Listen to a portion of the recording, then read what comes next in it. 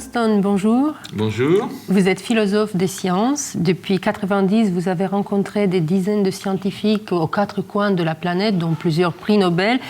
Vous êtes un observateur privilégié des sciences qui seraient prises, d'après vous, aujourd'hui, dans un otage d'autres enjeux un peu obscurantistes et de désinformation. Et c'est à ce titre-là que vous donnerez cet après-midi aux Herbiers une conférence. Est-ce que vous pouvez nous en dire plus sur ceux qui prennent en otage la science? Oui, je pense que mon livre démontre que dans beaucoup de domaines, que ce soit sur l'énergie, le nucléaire, que ce soit sur le climat, que ce soit sur la santé, que ce soit sur l'alimentation, on se trouve en présence souvent de deux lobbies, un dominant, économiquement ou dans les médias, et un qui attaque férocement le premier lobby. Et comme tous les deux désinforment ou sont excessifs, ils se renforcent en fait l'un l'autre. Ils jouent un jeu pervers, ils se renforcent l'un l'autre, et du coup, des solutions très intéressantes pour l'humanité sont prises en otage et ne peuvent pas se développer à cause de ce blocage créé par ces deux lobbies qui s'affrontent l'un l'autre dans différents domaines. Qui arrive, comme vous dites, autant pour les OGM que pour ce qui concerne le climat, on le voit tous les jours, pour les vaccins également. Et puis l'actualité de ces jours-ci nous l'apprend aussi sur le nucléaire, parce que la polémique est relancée. Vous en parlez d'ailleurs du nucléaire.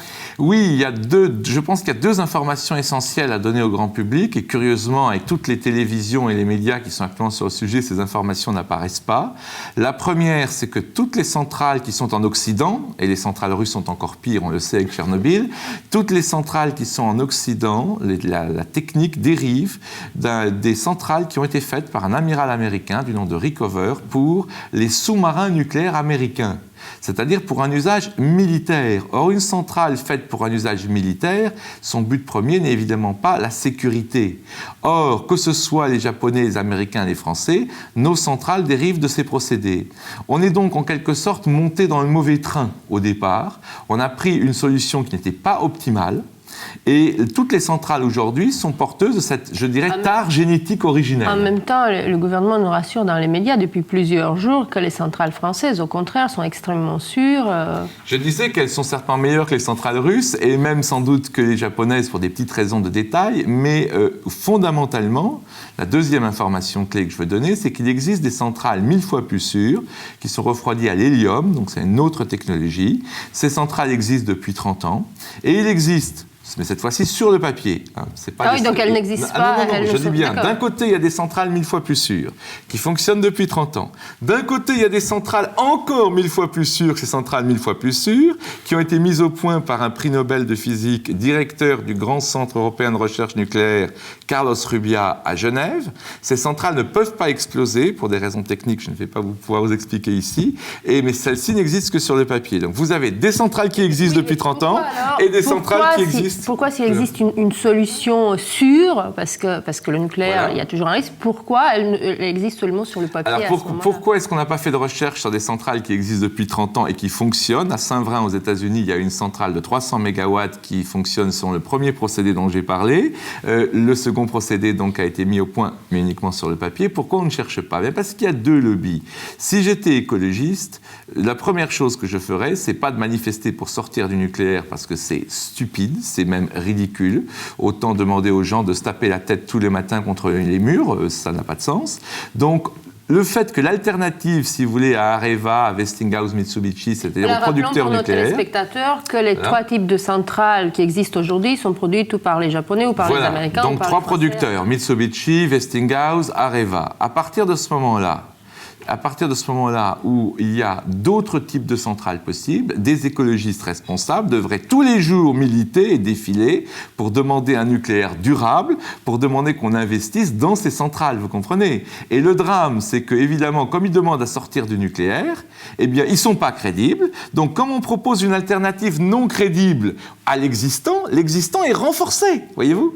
Et donc, évidemment, je n'ai pas expliqué pourquoi les gens ne cherchent pas sur des centrales qui existent et qui sont 1000 fois plus sûr. C'est simplement parce que les brevets sont entre les mains de petites compagnies comme General Atomic aux États-Unis et que, effectivement, le retour d'expérience des Areva, Mitsubishi et d'autres depuis 50 ans dans les autres types de centrales est grand. À chaque fois qu'il y a une catastrophe, ils apprennent. Donc, ils disent au gouvernement, on a un grand retour d'expérience, on va quand même pas faire autre chose. Et évidemment, pour eux, ce serait se tirer une balle dans le pied. Donc, les gens qui devraient réclamer une alternative aux centrales actuelles, qui sont certainement pas aussi dangereuses que le disent les écologistes, mais qui, contrairement à ce qu'on nous dit, portent une tare originelle, elles n'ont pas été conçues pour le service civil, mais pour le militaire. Eh bien, alors qu'il y a des centrales plus sûres, les gens qui devraient réclamer ces centrales plus sûres réclament la sortie du nucléaire. Et voilà ce que je décris dans mon livre La science en otage.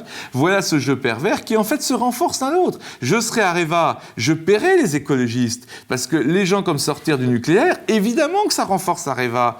Et alors, je disais donc qu'il y a des solutions encore plus intéressantes sur lesquelles on ne cherche même pas, alors qu'elles ont été élaborées par des prix Nobel de physique. Et je peux vous dire que certains experts du nucléaire qui conseillent le gouvernement feront tout pour qu'on ne cherche pas dans ce domaine, parce que si on trouve des solutions totalement différentes, eux-mêmes, ils sont finis. Vous voyez, c'est une question vraiment je dirais, vitale pour certains. Et voilà comment des solutions passionnantes pour l'humanité sont prises en otage. Et puis, je crois que les chefs d'entreprise que vous allez rencontrer cet après-midi auront droit même à une petite anecdote, dit-on. Mais oui, en fait, c'est très simple pour comprendre. Regardez, en 1929, Charles Lindbergh traverse l'Atlantique dans un petit coucou ridicule, tout seul. On se dit, bon, ça ne servira jamais à rien.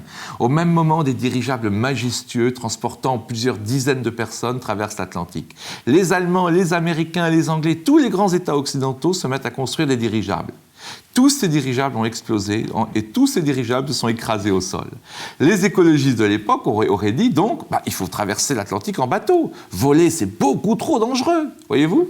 Donc les compagnies comme Areva, c'est comme les fabricants de dirigeables d'il y a 60 ans. Ils font quelque chose de très beau, mais techniquement un peu trop dangereux. Les écologistes, c'est comme les gens qui diraient, faut traverser l'Atlantique en bateau. Et les petits coucous comme Charles Lindbergh, c'est comme les centrales nucléaires dont j'ai parlé, qui existent réellement ou qui existent sur le papier et dans lesquels il faut mettre nos efforts, notre argent pour le développement de cela, pour éviter d'autres catastrophes comme celles que nous vivons actuellement. Donc cela est valable pour le nucléaire, aussi pour les OGM, les vaccins, le climat. C'est un peu la solution que vous donnez finalement, de chercher toujours une troisième voie et de oui, ne pas absolument, avoir peur de sortir, de comprendre en fait qu'il y a des gens qui sont intéressés par l'existence d'un débat contradictoire qui bloque le système et qui, d'un certain côté, pérennise leur situation. Voilà, pour en savoir plus, nos téléspectateurs pourront suivre l'intégralité de votre conférence prochainement sur TV Vendée. Et je rappelle également le titre de votre dernier ouvrage, La science en otage, sorti il y a peu aux presses de la Renaissance